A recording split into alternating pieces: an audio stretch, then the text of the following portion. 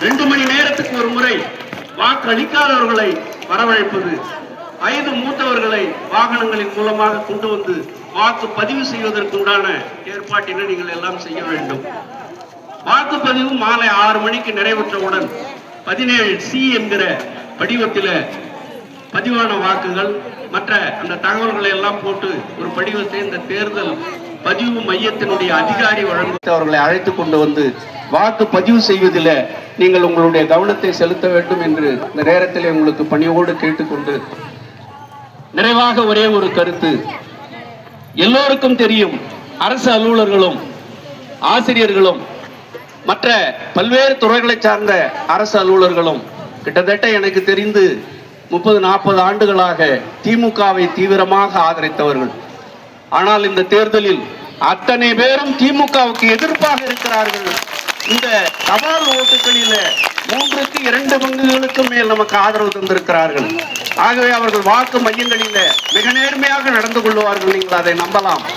அந்த வகையில் அவர்களோடு நாம் துணை நின்று இந்த வாக்குப்பதிவை மிக சரியாக செய்து வாக்காளர்களை அழைத்து வந்து அதற்குரிய ஏற்பாட்டினை செய்து வாக்குப்பதிவு மையத்திலே நம்முடைய ஏஜென்ட்டுகளுக்கு தேவையான தண்ணீர் வசதி, டீ கொடுப்பது, காபி கொடுப்பது, டிஃபன் கொடுப்பது, மதிய சாப்பாட்டுக்கு ஏற்பாடு செய்வது போன்ற அத்தனை பணிகளையும் சிறப்பாக செய்து இந்த 2 நாள் உங்களுக்கு வருகிற 5 ஆண்டுகளுக்கு அண்ணன் எடப்பாடியார் முதல்வராக வருவதற்கு, நான் உங்களின் சட்டமன்ற உறுப்பினராக வருவதற்கு உழைக்க வேண்டிய அற்புதமான மிக முக்கியமான தருணம் என்பதை இந்த நேரத்திலே உங்களுக்கு நினைவுபடுத்தி இந்த பணிகளை எல்லாம் சிறப்பாக செய்து நாளை மறுநாள் நடக்கிற வாக்குப்பதிவில் வெற்றிகரமாக இரட்டை இலை சின்னத்துக்கு பெருவாரியான வாக்குகள் விழுவதற்கு நீங்கள் எல்லாம் நாளை முதல் 2 நாளைக்கு தீவிரமாக பணியாற்ற வேண்டும்.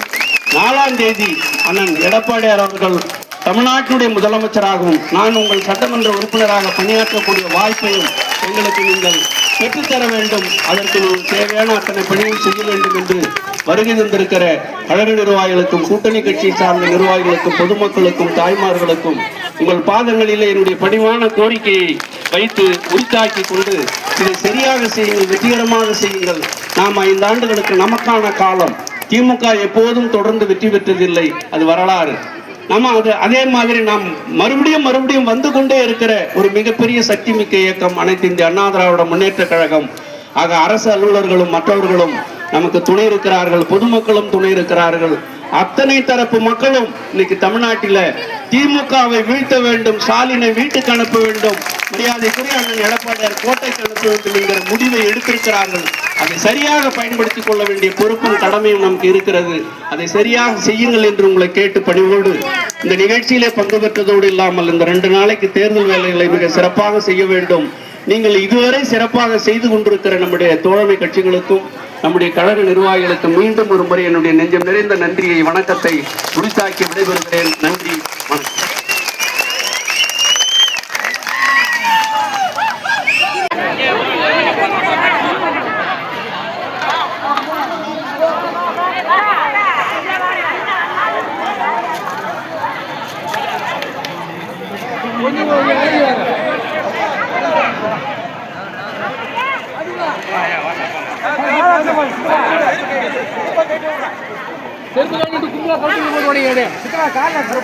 கொஞ்சம் தூரமா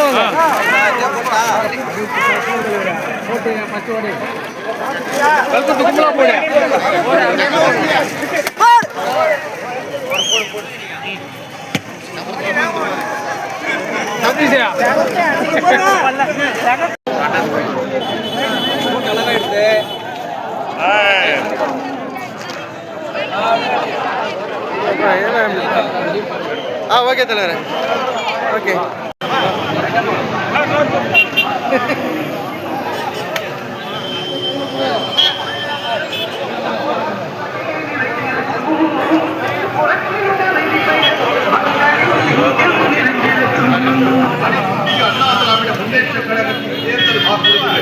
ஒவ்வொரு குடும்பத்திற்கும் உதவித்தொகை ரூபாய் 10,000 வழங்கப்படும்.